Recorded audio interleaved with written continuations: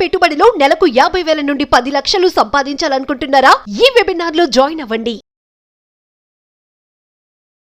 Hi hello నమస్తే welcome back to Suman TV. ప్రస్తుతం స్టూడియోలో ఉన్నారు పాల్ ఇమాన్యుయల్, ఇంటర్నేషనల్ స్పీకర్. నమస్తే సార్. నమస్తే అండి.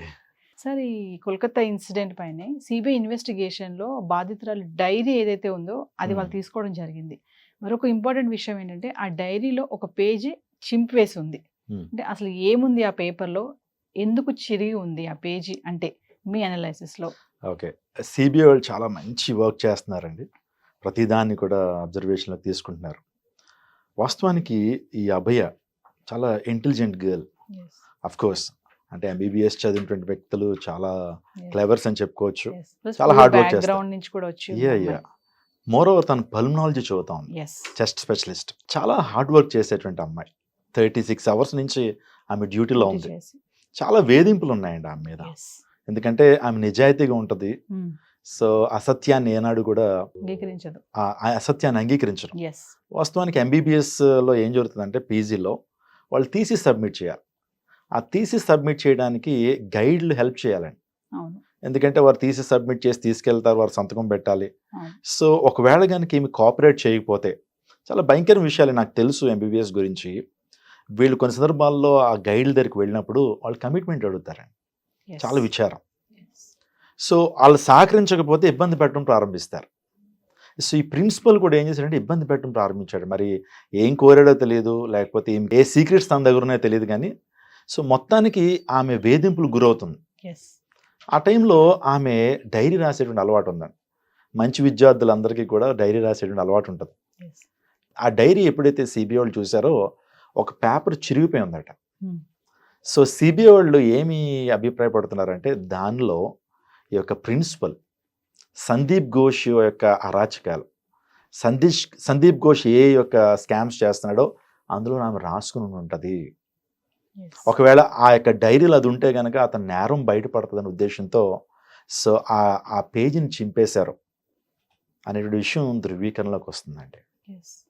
సో ఆ పేజీలో ఖచ్చితంగా ప్రిన్సిపల్ యొక్క అరాచకాలు ఉంటాయి. ఆమె పర్సనల్గా ఏదో రాసుకుంది, అది ఖచ్చితంగా వారి నేరస్తులని రుజువుపరుస్తుందేమో, అందులో బట్టి దాన్ని చింపేశారు. సార్, చూసుకుంటే పేరెంట్స్ని ఒక ఛానల్ వాళ్ళు ఇంటర్వ్యూ చేశారు. ఆ ఇంటర్వ్యూ క్రమంలో వాళ్ళు చెప్పింది ఏంటంటే మా అమ్మాయి చాలా ఇంటెలిజెంట్ అండి. ఇప్పుడు నేను అన్నారు ఒక ఇంటెలిజెంట్ స్టూడెంట్ డైరీ మెయింటైన్ చేస్తారు, రోజు వారి వాళ్ళు జరిగే సంఘటనలు కానీ ఏవైనా సరే, వాళ్ళ పర్సనల్ అనుకోవచ్చు, మీరు అన్నట్టుగా డ్యూటీలో జరిగినటువంటి ఏదైతే టైమింగ్స్ ఉంటాయో, ఆ క్రమం ఉంటాయో, మీరు అన్న అరాచకాలు బయట పెట్టే అటువంటి సంఘటనలు కూడా షేర్ చేసుకోవచ్చు డైరీ అనేది.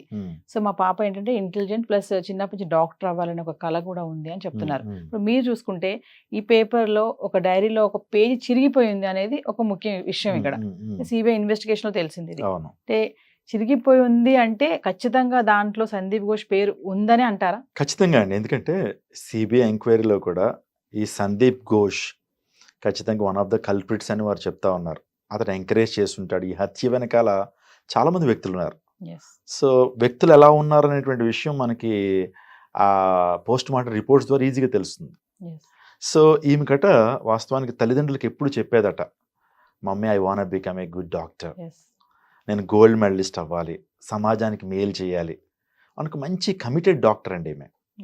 సో ఆమె ఖచ్చితంగా డైరీ ఉంది, అంబిషియస్, ఆమె మంచి అంబిషన్స్ ఆమెకు ఉన్నాయి. ఇటువంటి అభయాన్ని ఎంత బ్రూటల్గా చంపడం అనేటువంటిది వాస్తవానికి ఆమె శరీరం అంతా కూడా ఘాట్లేనండి. ఆ తర్వాత థైరాయిడ్ గ్లాండ్ పగలగొట్టారు, ఆ తర్వాత రిప్స్ పగిలిపోయినాయి, ఇంకా చాలా భయంకరమైన చిత్రహింసలు చేశారండి.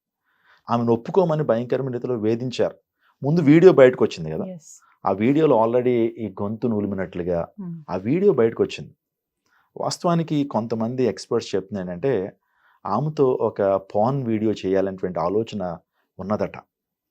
కానీ దానికి ఒప్పుకోకపోవటం, ఆమెను ఒక చెడ్డ స్త్రీగా చిత్రీకరించాలి అనే ఉద్దేశంతో ఒక పాన్ వీడియో తీయటానికి సో వాళ్ళు రంగం సిద్ధం చేశారు. దానికి ఒప్పుకోబెట్టేసరికి చంపడం జరిగిందనే విషయం కూడా కొంతమంది విశ్లేషకులు చెప్తా ఉన్నారు. ఏదైనప్పటికీ అండి ఇటువంటి అరాచకాలు, ఇటువంటి భయంకరమైన సంఘటనలు భారతదేశంలో తరచూ జరుగుతూనే ఉన్నాయి. చట్టాల్లో మార్పు రావాలి, ఆ తర్వాత విధానాల్లో మార్పు రావాలి. గాంధీ మహాత్ముడు ఏనాడు చెప్పాడు, భారతదేశానికి ఎప్పుడు స్వాతంత్రం వచ్చినట్టంటే ఒక స్త్రీ భారతదేశపు రోడ్ల మీద నిర్భయంగా ధైర్యంగా నడిచినప్పుడే భారతదేశానికి స్వతంత్రం వచ్చింది అన్నాడు. అర్ధరాత్రి దాకా అక్కర్లా, మిట్ట మధ్యాహ్నమే స్త్రీ నిర్భయంగా తిరగలేకపోతా ఉంది. కాబట్టి ఈ యొక్క చట్టాల్లో మార్పు రావాలి, చాలా సీరియస్గా తీసుకోవాలి. ఈ కేసుని సుప్రీంకోర్టు కావచ్చు, సిబిఐ కావచ్చు, ఈడీ కావచ్చు, చాలా సీరియస్గా తీసుకుని దోషులను బయట పెట్టకపోతే ఇవి మరలా పునరావృతం అవుతాయి. సార్, ఇందాక ఒక విషయం అన్నారు, మెడికల్ స్టూడెంట్స్కి సబ్మిట్ చేసే ప్రాజెక్ట్ కానీ ఏదైనా రిపోర్ట్కి సిగ్నేచర్ చేయాలంటే పైన అథారిటీ వాళ్ళు ఖచ్చితంగా ఇలాంటి వాళ్ళని ఇబ్బందులు గురి చేస్తారంటారా? అంటే మీరు మాకు ఖచ్చితంగా అండి, ఎక్కడైనా సరే ఉమెన్ మీద దాడులు జరుగుతూనే ఉన్నాయి. మూవీ ఇండస్ట్రీ తీసుకున్న కాస్టింగ్ కౌచ్ అంటారు, ఆ తర్వాత వాళ్ళని కమిట్మెంట్ అడుగుతారు, ఇవి కూడా ప్రతి చోట ఉన్నాయండి. సో మెడికల్ డిపార్ట్మెంట్లో వాస్తవానికి ఆ గైడ్, వాస్తవానికి సీనియర్ డాక్టర్స్ కావచ్చు, వీళ్ళందరూ కూడా ఎక్కువగా ఇలాంటివి జరుగుతున్నాయండి. సో ఇప్పుడు ఈ కోల్కతా ఇన్సిడెంట్ ఏదైతే ఉందో, ఈ అభయ కేసు చూస్తే డైలీ ఒక ట్విస్ట్ వస్తుంది మనకి. అవును, ఇప్పుడు ఈరోజు మనం డైరీలో పేజ్ ఎందుకు చింపేశారని మాట్లాడుకుంటాం, రేపు ఏం ట్విస్ట్ వస్తుందో అర్థం కావట్లేదు. ఫైనల్ గా అంటే జస్టిస్ అనేది ఎలా ఉండబోతుంది అంటారు? మీరు ఆల్రెడీ ఫాలో అవుతున్నారు కాబట్టి స్టార్టింగ్ నుంచి న్యూస్ ని, ఎలా ఉండబోతుంది అంటారు జస్టిస్? ఖచ్చితంగా సుప్రీంకోర్టుని మనం నమ్ముతామండి, సిబిఐని నమ్ముతాం.